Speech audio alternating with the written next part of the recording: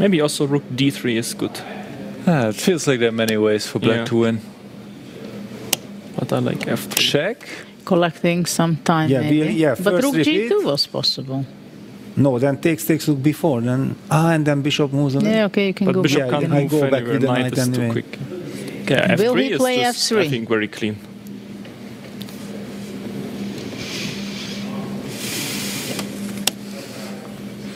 No, cannot be. Wait, what is he doing? Another check? Wait, this is... Oh my God! Assalamualaikum warahmatullahi wabarakatuh. Kembali lagi kawan di Legenda Catur Dunia. Ini sedikit cuplikan ya dari gamenya Hikaru Nakamura versus Fabiano Caruana pada game pertama di lower bracket tadi dini hari kawan. Dimana dalam posisi unggul, Fabi tidak menemukan langkah terbaik, melakukan pergerakan berulang dengan benteng-bentengnya. Coba lihat, Magnus Carlsen juga memperhatikan game itu. Magnus menunjukkan bahwa game itu seharusnya tidak berakhir miss, tapi keunggulan buat Fabi. Tapi Fabi nggak tahu langkah terbaiknya kawan, sehingga melakukan pergerakan dan Hikaru Nakamura mengklaim permainan itu berakhir dengan 3/4 repetition move. Sayang sekali. Coba kita otak-atik ya, kenapa Fabi ini kok nggak ngerti posisi kemenangannya saat melawan Hikaru Nakamura pada game pertama. Saya coba mundur sedikit ya, beberapa langkah sebelumnya di poin ini kawan. Fabi begitu aktif dengan para perwiranya benteng-benteng kuda gajah. Posisi Hikaru Nakamura terlihat tertekan walaupun jumlah perwiranya sama kawan, tapi secara positioning, keaktifan perwira di area pertahanan putih ini membuat repot Hikaru Nakamura. Tapi sayangnya setelah kuda G5 cek ini, maksud saya kuda G4 cek, raja mundur, gajah caplok kuda F3, dan Fabi mendapatkan keunggulan satu pion. Dan pionnya ini sangat berbahaya. Sangat berbahaya. Tapi sayangnya kawan, setelah pion pukul pion A5, pion B6, Fabi melakukan pergerakan benteng yang berulang. 3/4 repetition move kawan, seperti yang ditunjukkan oleh engine. Sudah saatnya pion F3 ini didorong. Dengan dukungan kuda, raja akan bergeser kawan, skak lagi ataupun kemana. Kalau geser ke peta F1, benteng siap juga, skak di sini diuber-uber, nanti bisa unggul perwira. Coba kita sedikit perpanjang ya. Nah, pion F3, engine menyarankan gajah ke peta C4. Di sini untuk awasi peta F1, cek dulu ya, apakah kalian caplok langsung di sini atau raja bergeser. Ambil contoh ke peta G2, benteng H2 cek ya. Nah, ribet juga kawan. Raja ke peta F3 disusul benteng ambil gajah, ya jatuh sudah. Ambil contoh kalian dorong pion promosi, keduluan hitam promosi tempo cek. Kalian caplok di sini, maka benteng pukul benteng bisa menjaga lajur B. Nah, setelah pion ini didorong, anggap contoh kalian membuat pergerakan seperti ini sambil mendukung pion ini promosi. Kalau kalian memilih pergerakan yang lain, benteng juga dipersiapkan ke lajur B menghadang pergerakan pion kawan. Ya, seperti tadi, anggap contoh dengan gajah ke A2 untuk dukungan lajur B, maka bisa dengan benteng G3 terlebih dahulu di sini cek. Coba lihat, mau kemana, ke H1 ke F1 kah? Atau benteng blokade di sini kah? Anggap contoh ke F1 aja ya. Nah, benteng ini bisa digeser terlebih dahulu untuk ke sini. Nah, kalau tetap raja ke sini, ya bisa cek lah di sini kawan. Cek. Mau nggak mau kalian harus sikat pion ini. Geser ke sini, ya ada cek di sini. Raja ke sini, promosi. Kalaupun di sini tadi raja ke F1, cek di sini. Kalau ke sini, ceknya di sini. Kalau disikat oleh benteng, maka benteng ke E4, nah promosi juga kawan pionnya. Oke, yang lain bisa kalian otak-atik. Inilah memang langkah kuatnya, langkah kemenangannya buat hitam. Tapi Fabi memilih langkah-langkah berulang dengan bentengnya, yang akhirnya diklaim oleh Hikaru Nakamura sebagai 3/4 repetition move, berakhir miss. Sangat disayangkan, game kedua juga berakhir miss. Mereka melanjutkan ke 2 game permainan 5 menitan kawan. Dan game yang akan kita otak-atik ini adalah game keduanya, yaitu game keempat ya, permainan 5 menitan keduanya kawan. Dan kalau nggak salah nomor acakannya 593. Dan kalau kita lihat acakannya seperti ini, ada pion H dan pion A yang tak tercover, tak terlindungi oleh para perwira di baris pertama ataupun baris ke-8.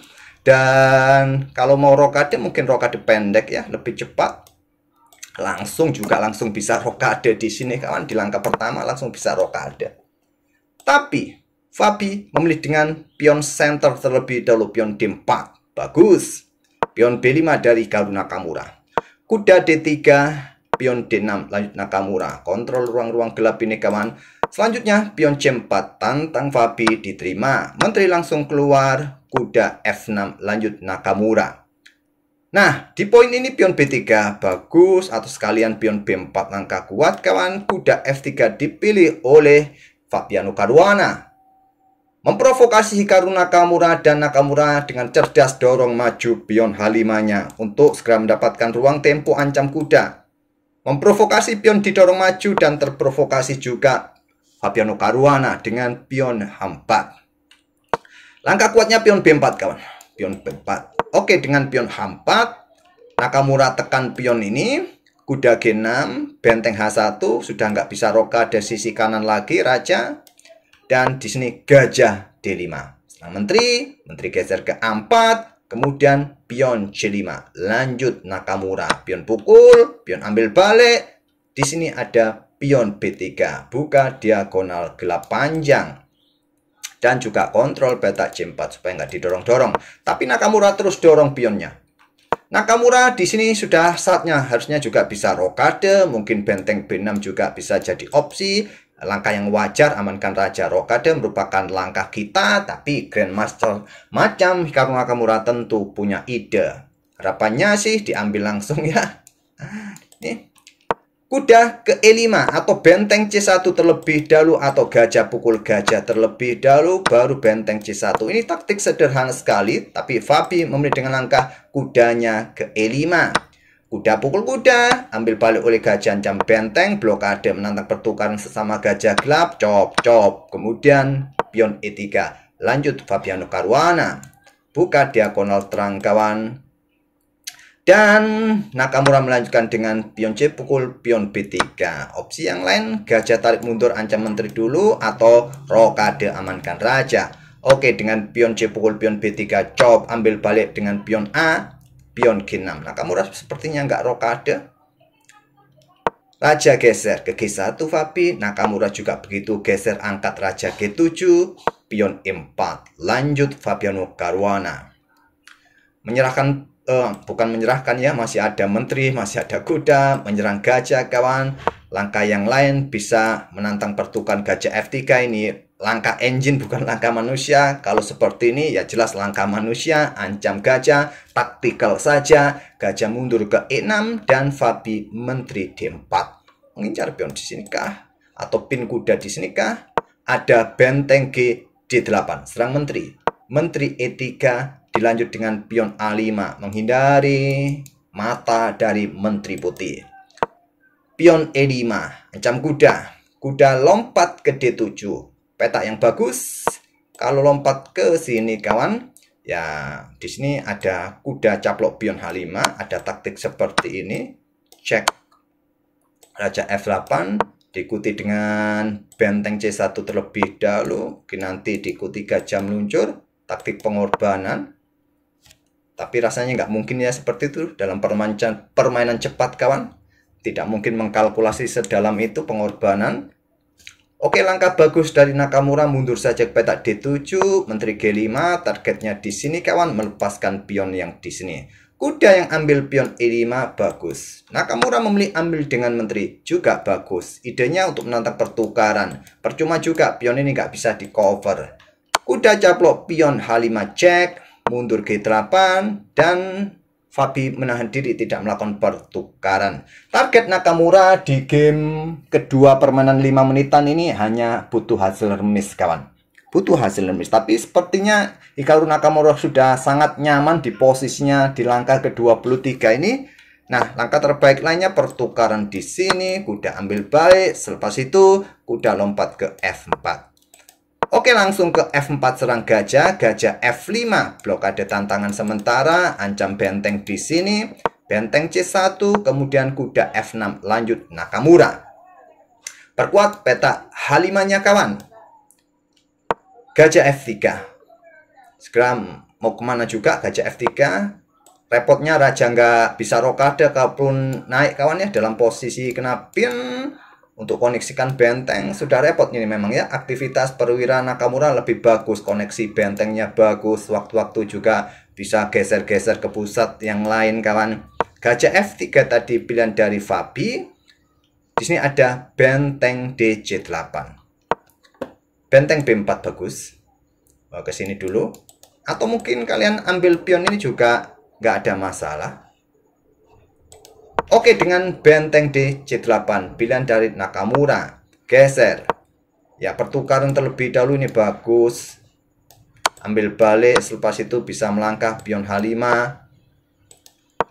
dengan benteng D1, kemudian benteng ambil pion B3, lanjut Nakamura. Nakamura unggul 1 pion, sangat bebas di lajur A, nggak ada yang menghadang kawan pion putih.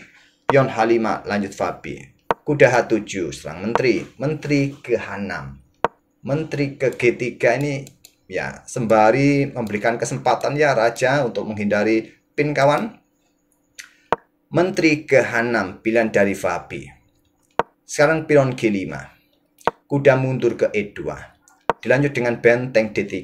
Merasa posisi bagus, segera menantang pertukaran simplifikasi buah di atas papan. Diterima Fabi, ambil balik oleh gajah. Selanjutnya kuda G3, lanjut Fabi. Coba lihat menteri ini kawan, nggak bisa kemana-mana kecuali geser kemana lagi, sudah nggak ada peta ya. Untuk buat menteri putih ini kawan, sangat-sangat tidak leluasa.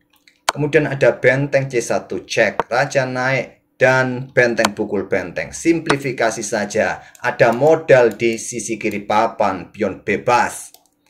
Dan Nakamura mengakhiri permainan ini dengan menteri F6, tidak memberikan kesempatan menteri ini keluar, hadang saja, dan Fabi menyerah di langkah ke-33. Jika dilanjut seperti ini, jual beli kawan, ambil balik oleh kuda, dan coba lihat bagaimana cara mengawal pion ini. Mungkin gajah C6 mengawal pion yang di sini ya, raja ini diaktifkan saja kawan untuk mengejar pion yang nggak dikawal lemah. Nah, sulit kawan, sulit sudah. Kalaupun berakhir draw, karena hitam unggul 1 pion, anggap saja berakhir draw, Hikaru Nakamura tetap lolos karena game sebelumnya dimenangkan oleh Hikaru Nakamura. Oke, itulah kawan hasil partai antara Hikaru Nakamura versus Fabiano Caruana. Oke, semoga bisa menghibur kalian. Kita tunggu nanti pertemuan antara Magnus dan Nakamura di final lower bracket dan final upper bracket antara Hans Niemann melawan Kings Aronian. Dan besok bisa kita ulas. Terima kasih kawan. Wassalamualaikum warahmatullahi wabarakatuh.